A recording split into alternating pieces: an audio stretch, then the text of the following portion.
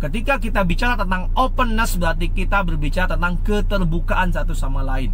Sehingga kita tidak takut lagi untuk jujur dan saling terbuka satu sama lain.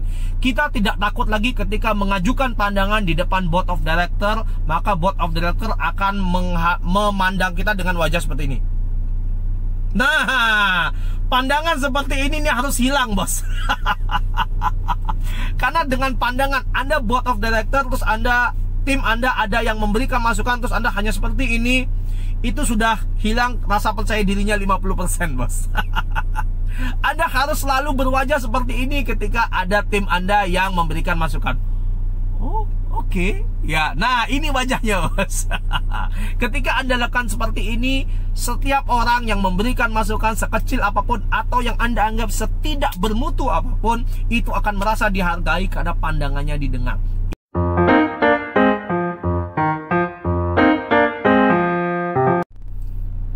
Halo bos, ketemu lagi dengan saya di sesi Coach Rama berbagi strategi.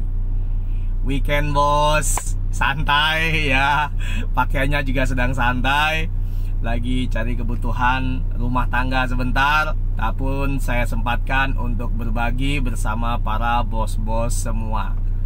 Kali ini bos, saya kembali akan membawa sebuah tema yang dimana di minggu lalu, di minggu lalu sempat ditanyakan oleh salah seorang klien kami, menanyakan tentang apa sih sebenarnya urgensi dari budaya coaching dan efeknya budaya coaching terhadap perusahaan itu seperti apa. Karena beliau tahu profesi utama saya adalah sebagai coach dan konsultan bagi perusahaan, sehingga mereka menanyakan tentang ini sebenarnya urgensinya apa. Nah, inilah tema yang akan saya bawa di sesi Coach Rama berbagi strategi kita kali ini. Tema kita kali ini adalah pentingnya budaya coaching. Oke, sudah siap bos?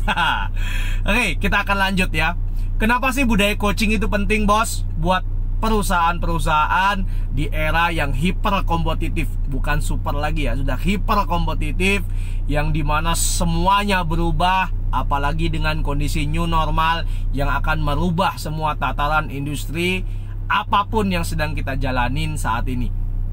Nah, urgensi dari coaching ini menjadi sangat urgent. Wah, bahasanya ya, urgensi menjadi sangat urgent.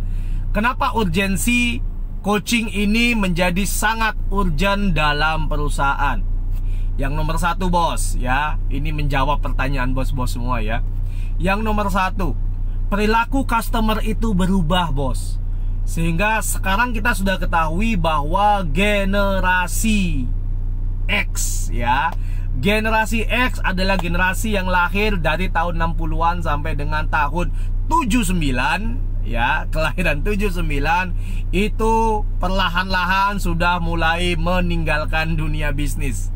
Sehingga pada akhirnya ke depannya 5, 10 sampai 15 tahun ke depan, generasi Y atau yang disebut juga dengan generasi milenial inilah yang akan menjadi manusia produktif. Sehingga ketika mereka produktif, maka kedepannya generasi milenial inilah customer bagi usaha atau bisnis kita. Sehingga perilaku customernya pun berubah. Permasalahannya adalah saat ini gitu kan, masih banyak sekali perusahaan yang masih menerapkan metodologi generasi X dalam berhubungan dengan customer. Sehingga ketika perilaku customer ini berubah, maka tentu saja perilaku internal perusahaan ini butuh berubah. Nah, itulah kenapa coaching ini penting, karena permasalahannya adalah transformasi generasi ini membutuhkan apa yang dilakukan oleh coaching. Apakah itu nanti di bawah ada ya, tenang saja. Setelah ini kita akan jawab. Sehingga urgensi nomor satu, kenapa budaya coaching ini penting bagi perusahaan, itu adalah karena perilaku customer juga berubah dari generasi X ke generasi Y. Sehingga transformasi generasi ini penting. Lalu yang nomor dua, urgensinya. Urgensi yang nomor 2 adalah alih generasi dari X ke Y ya. Seperti yang tadi saya sampaikan, perilaku customer berubah, maka perilaku internal di perusahaan itu berubah. Nah, ketika kita bicara tentang alih generasi dari X ke Y gitu kan, apa sih yang dibutuhkan atau yang diharapkan dari seorang generasi Y? Generasi Y intinya yang diharapkan itu ada 2, bos. Yang nomor 1 adalah acknowledgement. Generasi Y membutuhkan pengakuan terhadap apa yang mereka kerjakan. Karena generasi milenial, bos, adalah generasi yang sudah banyak sekali tidak mendapatkan perhatian di rumah. Papa mamanya sibuk bekerja dari pagi sampai sore dengan pembantu gitu kan. Sampai sore papa mamanya pulang kantor, sudah lelah, tidak bisa memberikan banyak kasih sayang kepada para milenial ini, sehingga pada akhirnya secara psikologis mereka mencari pengakuan di luar. Sehingga budaya coaching ini pun menjadi sebuah urgensi. Sudah mulai dapat linknya ya, bos ya. Sehingga generasi Y membutuhkan yang namanya acknowledgement. Inilah urgensi budaya coaching, bos. Karena coaching bisa memberikan acknowledgement kepada generasi milenial yang kedepannya akan menjadi dominan dalam dunia bisnis dan customer. Kemudian yang kedua, yang dibutuhkan oleh generasi Y itu adalah aktualisasi diri. Generasi milenial itu tidak senang diajarin. Mereka senang berdiskusi tapi tidak senang diajarin. Coba aja, bos, ketemu generasi milenial, bos coba tuh jelasin setengah jam. Apa yang akan Anda dapatkan? Yang akan Anda dapatkan adalah seorang bawahan yang bosan. Sudah pernah merasakan, bos? Inilah urgensi dari yang dinamakan budaya coaching. Aktualisasi diri itu dibutuhkan oleh generasi Y agar bisa mengembangkan sisi kreativitas dan sisi inovasi mereka, sehingga bisa berkontribusi besar untuk perusahaan. Kemudian yang ketiga, urgensi coaching ya. Urgensi budaya coaching yang nomor 3 itu adalah innovate or die. Perusahaan saat ini membutuhkan inovasi atau out of the business, bos.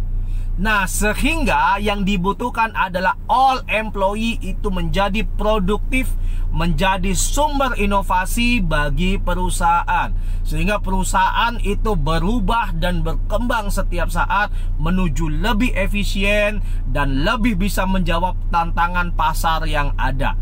Sehingga urgensi budaya coaching terhadap innovate or die ini menjadi sangat krusial. Jadi ini urgensinya ya, bos. Jadi perilaku customer berubah, adanya alih generasi dari generasi X ke generasi Y, dan adanya kebutuhan perusahaan untuk berinovasi atau out of the business or die ya.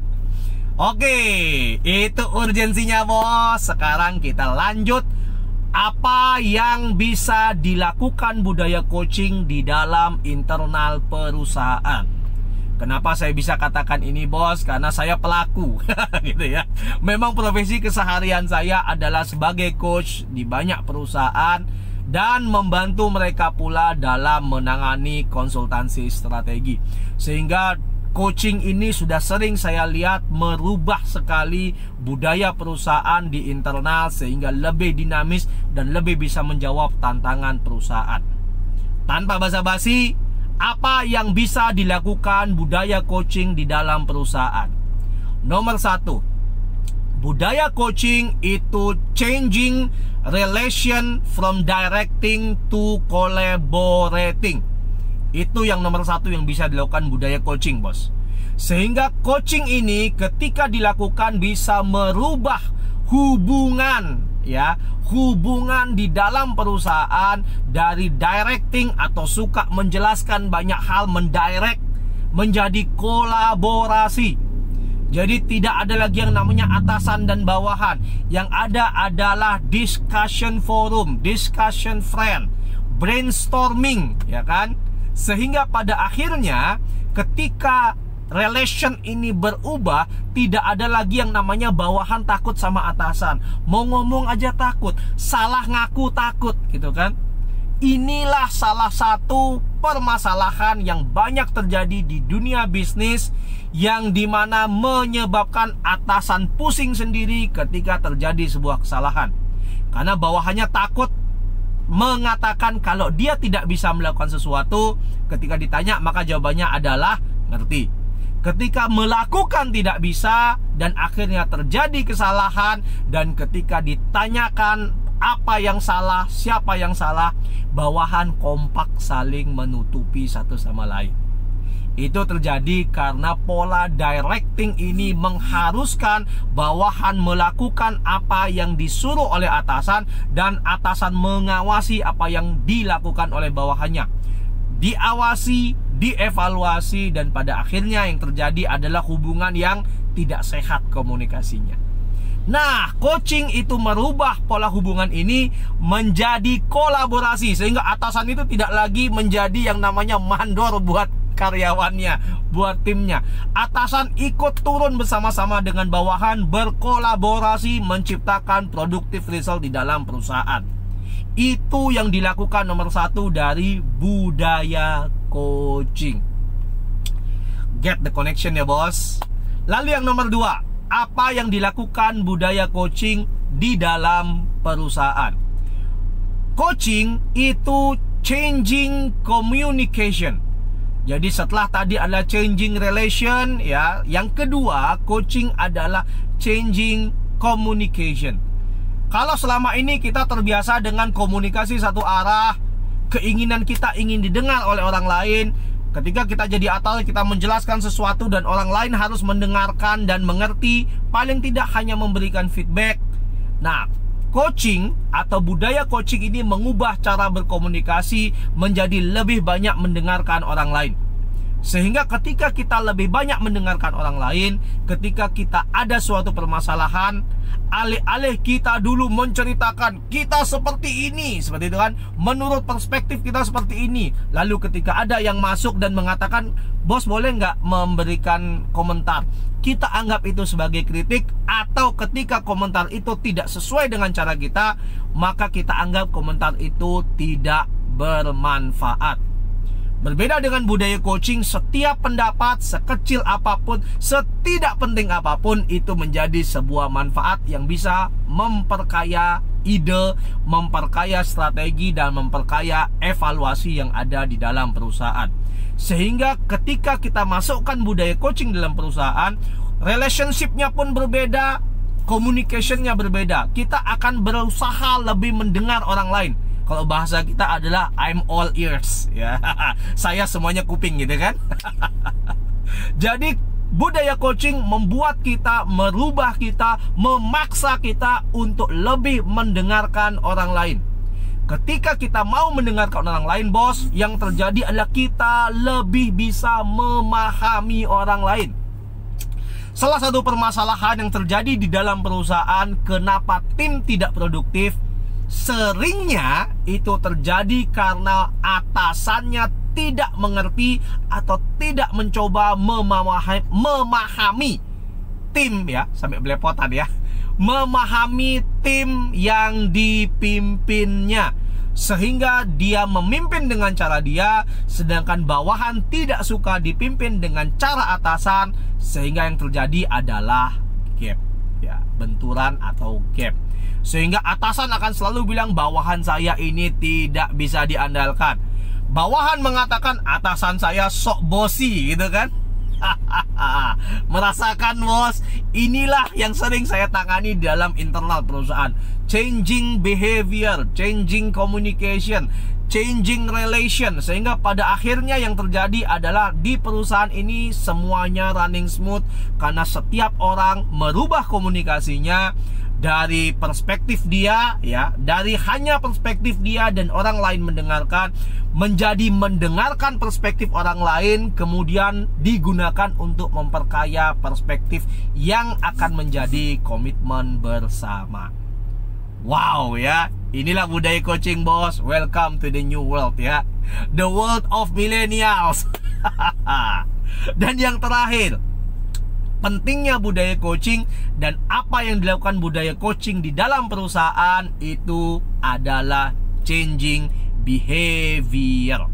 Itu yang paling terakhir, bos. Karena ketika kita bicara tentang perusahaan, behavior inilah yang akan membentuk budaya di dalam perusahaan. Apakah budaya kita akan sesuai dengan calon potensial customer kita 10-15 tahun ke depan, yang dimana itu adalah di milenial. Nah, changing behavior yang dilakukan oleh coaching itu adalah titik 2. Minggu-minggu berat amat bahasanya, bos ya. Nomor 1 itu adalah openness.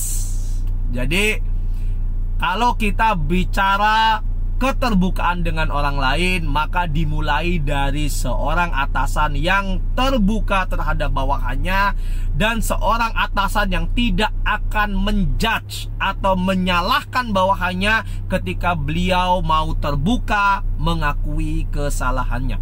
Kesalahan awal kenapa permasalahan ditutupin adalah ketika ada yang jujur maka dihukum.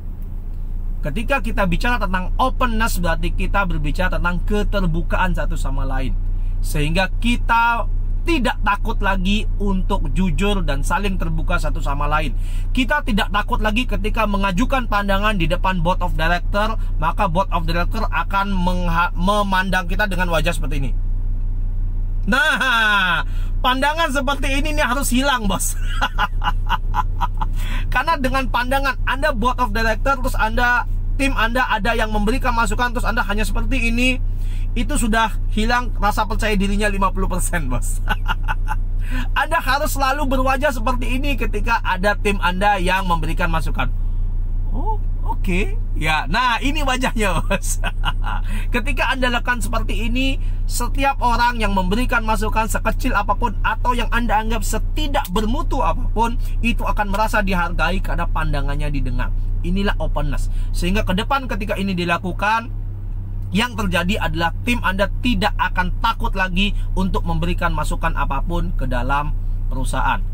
Dan kita tidak pernah tahu masukan yang terbaik itu datang dari siapa. Oke, bos?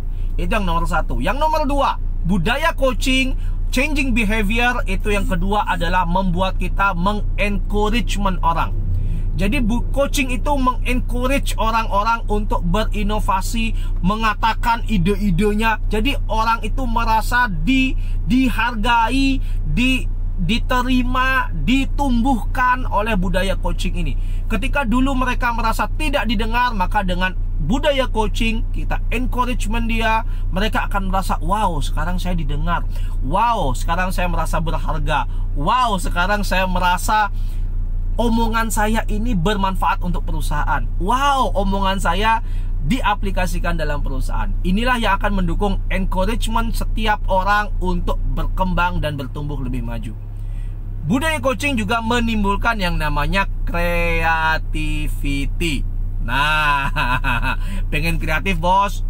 Lakukan budaya coaching ini di internal perusahaan Anda. Kenapa kreativitas ini bisa timbul dengan budaya coaching, gitu kan? Oke, kenapa bisa timbul, bos? Karena setiap orang selama ini sebenarnya punya ide. Yang menjadi perbedaannya adalah selama ini mereka idenya tidak didengar, atau yang kedua mereka juga takut, ya, takut kalau idenya ini tidak dihargai sehingga mereka memilih untuk diam. Jadi tidak didengar atau takut mengeluarkan idenya, sehingga pada akhirnya kreativitas ini tidak ada. Daripada dimarahin, mengungkapkan kreativitas, lebih baik bungkam. Nah, inilah yang dilakukan oleh budaya coaching. Kita rubah semua di sini. Kita harus dengarkan mereka, sehingga mereka pun ide-ide kreatif apapun, sekecil apapun, itu harus diterima, dan sebisa mungkin ketika itu bagus untuk perusahaan, langsung diaplikasikan. Selain kreativitas, ada yang lebih besar lagi, bos, ya kan? Nah, budaya coaching juga mendukung yang namanya inovasi. Inovasi itu berbeda dengan kreativitas. Bagi yang belum tahu, nanti kita buat ya. Inovasi itu berbeda dengan kreativitas, bos. Inovasi itu adalah making something that today is impossible become tomorrow's possible. Jadi membuat sesuatu yang saat ini tidak mungkin atau mustahil, kedepannya menjadi mungkin. Ini melihat dari outside in. Kita melihat the future, what is the future look like, dan kita melakukan forecast dan mengembangkan itu di internal perusahaan kita. Jadi inovasi itu tentu lebih kepada apa yang akan kita lakukan ke depan untuk menjadi market leader. Nah, untuk bisa meningkatkan inovasi, maka mindset yang diubah oleh budaya coaching adalah mindset everything is possible, everything is okay, everything is possibility. Jadi tidak ada yang namanya nonsense, tidak ada yang namanya impossible. Itulah yang dilakukan oleh budaya coaching. Wow ya. Dan yang terakhir, budaya coaching meningkatkan supporting kita terhadap internal perusahaan. Kadang sebagian besar orang tidak merasa disupport di perusahaan meskipun mereka pintar. Budaya coaching membuat mereka merasa disupport oleh perusahaan sehingga mereka ingin berkontribusi lebih besar bagi perusahaan. Budaya coaching yang akan berikutnya adalah etc. bos, banyak sekali. So, begitu banyak yang bisa dilakukan budaya coaching, membuat salah satu customer saya ini bertanya, sebenarnya apa sih urgensi budaya coaching atau pentingnya budaya coaching bagi perusahaan? There you go bos, sudah saya jelaskan, sudah saya bagi kepada bos-bos saya semua apa sih pentingnya budaya coaching dalam perusahaan. Dan semoga bos-bos saya di depan ini tergugah untuk mulai membangun budaya coaching di dalam perusahaan. Satu lagi, ingat bos, kalau ingin membangun budaya coaching dalam perusahaan, pastikan bos-bos memilih seorang coach yang memang sudah terbukti melakukan coaching, menjadi coach di internal perusahaan. Jangan pernah mengambil coach yang hanya mendapatkan pelatihan coaching tapi tidak pernah melakukan sesi coaching. Kalau saya pernah bilang kepada salah satu customer saya, klien saya, salah satu perusahaan telekomunikasi. Jadi saya pernah bilang ketika beliau ingin saya membuatkan strategi bagaimana membangun budaya coaching di internal perusahaannya, saya bilang kayak gini, seorang coach itu adalah seperti pawang ular. Ular itu berbahaya ya, apalagi pawang ular berbisa. Seorang coach ya yang bagus itu adalah seorang yang sudah terbukti bisa menjinakkan ular berbisa. Salah Anda memilih pawang, maka Anda akan mendapatkan resiko internal perusahaan Anda tergigit ular berbisa. Begitu banyak orang yang mengaku sebagai pawang ular namun belum tentu bisa menjinakkan ular. Pawang ular itu bisa dilatih bos, tapi untuk bisa menjadi pawang ular yang bisa menularkan kepada pawang ular lain, seorang pawang ular butuh jam terbang. Jangan sampai kita memilih pawang ular yang hanya berlatih, mendapatkan pelatihan, menjadi pawang ular, namun tidak punya jam terbang untuk menjinakkan ular. Maka kalau bahasa bos saya dulu itu seperti a blind man leading a blind man into the fall. Jadi orang buta menuntun orang buta untuk jatuh ke jurang. Oke bos, semoga bermanfaat dan bisa menjawab kenapa sih pentingnya budaya coaching di dalam internal perusahaan. Next saya akan bahas tentang bagaimana membangunnya di internal perusahaan. Oke bos, tunggu saja video-video saya berikutnya. Ingat subscribe channel YouTube kita After Coach Insight, sehingga bos-bos bisa selalu mendapatkan insight-insight yang dapat bermanfaat bagi pengembangan produktivitas, efektivitas, dan efisiensi kinerja dari bisnis dan manajemen bos-bos semua. Sampai ketemu lagi, kita ketemu di sesi Coach Rama berbagi strategi berikutnya. Bye bos, work smart ya bos, bye.